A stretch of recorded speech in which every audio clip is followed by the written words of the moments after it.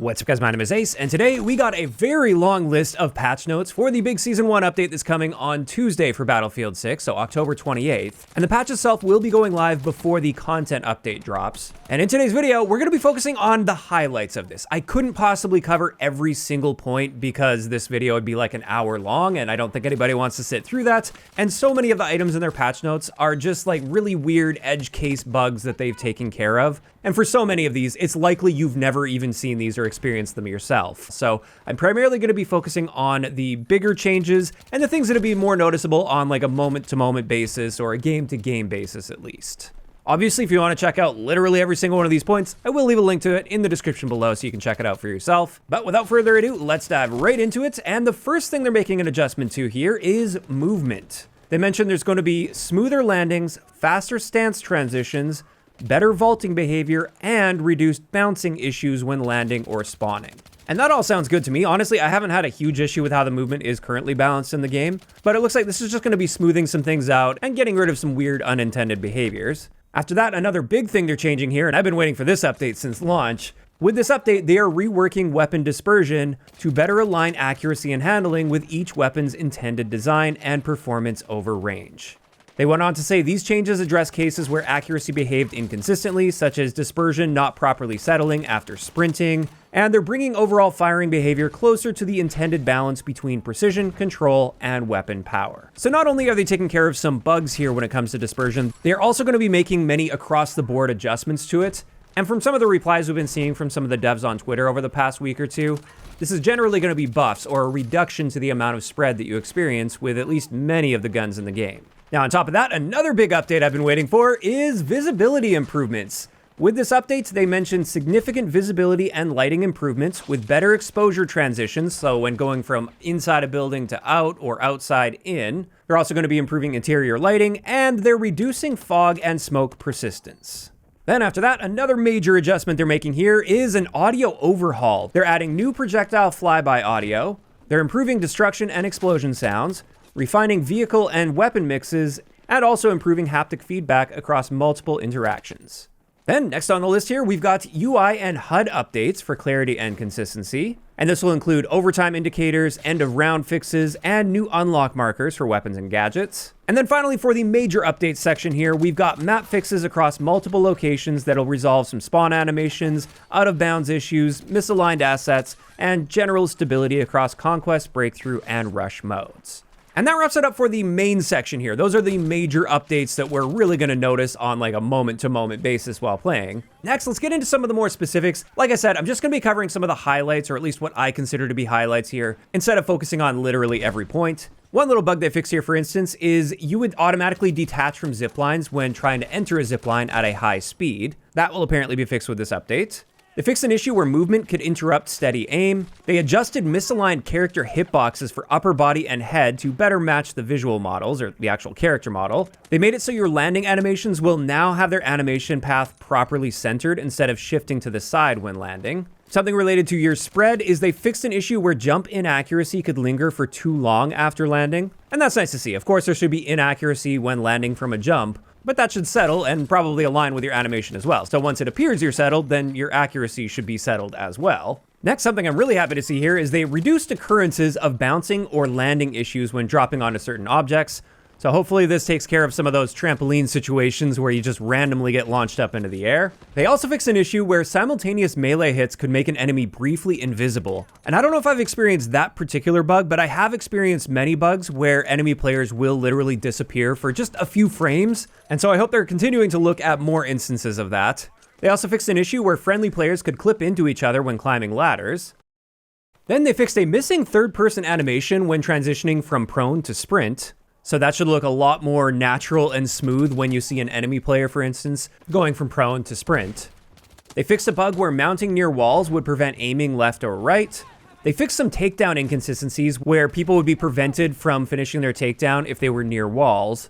They also fixed an issue where taking melee damage would interrupt your weapon fire. I thought that was an intentional mechanic, but it's not. If you get stabbed while shooting, you will be able to continue shooting.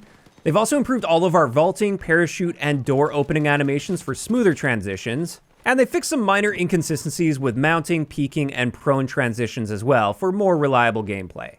Now, on top of that, they're adding parachute customization for soldiers, likely in preparation for the very heavily rumored Battle Royale that is also apparently going to be dropping on Tuesday as a surprise drop. Nothing has been officially confirmed at this point, but it is very heavily rumored. They also improved ragdoll impacts for more consistent and reliable reactions, which honestly sounds a bit unfortunate. I love watching a good ragdoll where somebody just flies way up in the air when they probably shouldn't be. Then for gadgets, an important bug they took care of here is they fixed an issue where the supply pouch would sometimes not resupply correctly. As somebody that's been maining support pretty hard, I've definitely experienced this bug a fair amount. And they're also nerfing the sledgehammer, so buildings will now take more hits to be destroyed by a sledgehammer.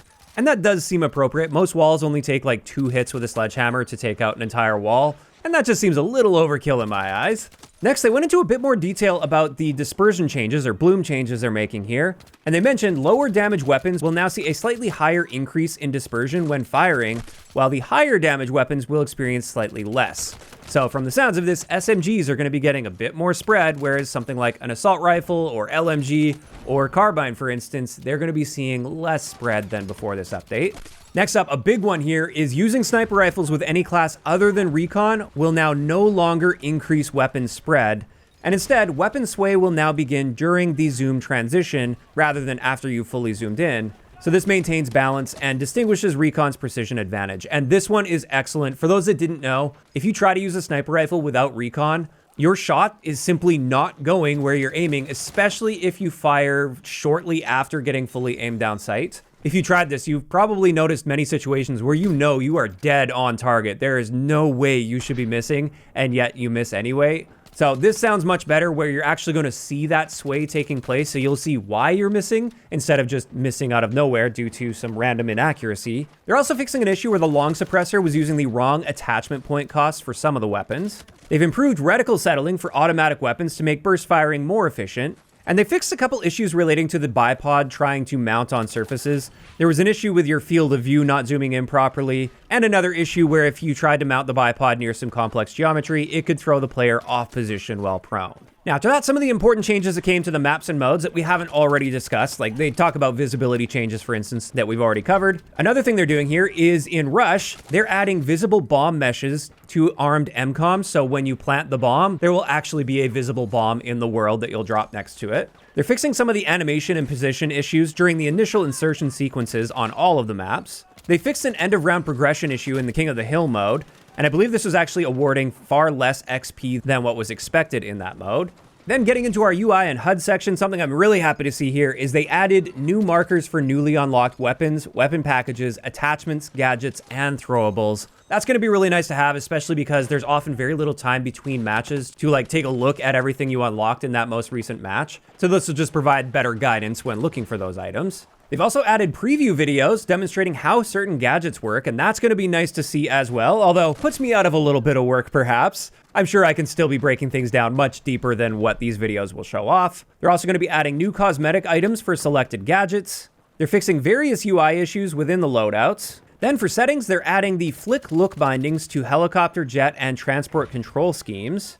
Then for audio, they're fixing an issue where footstep sounds were missing when moving with the knife equipped. I've definitely experienced that one where people have sprinted right up on me in a reasonably quiet environment and I heard nothing approaching me, whereas other times I hear footsteps just fine. And that's just the tip of the iceberg when it comes to audio adjustments, but most of these are just really minor things, like some out-of-sync reload sounds that would happen sometimes, or the defibrillator loop sounds could get stuck when vaulting, for instance. So tons of little adjustments made to audio as well. And that's pretty much it when it comes to all of the main changes, the primary changes that I think are most important to know about with the upcoming update. Again, there are a ton of other little minor edge case bug fixes that are also going to be included, and it's great to see those as well. But for me, I'm primarily looking forward to the visibility improvements, the spread improvements, and also some of the movement changes as well. I am very curious to see how things look and feel after those movement changes take place. Now, of course, I do want to hear from you guys, though, in the comments down below. Now that you've seen a bunch of the changes that are going to be taking place with the Season 1 update next week, how are you feeling about many of these adjustments? Are you guys happy to see a bunch of things here? Are there any things that you were hoping to see on this list that weren't included? Just let me know down below. If you enjoyed the video, a like rating is always appreciated. And don't forget to subscribe for more if you haven't already. I'll talk to you guys next time.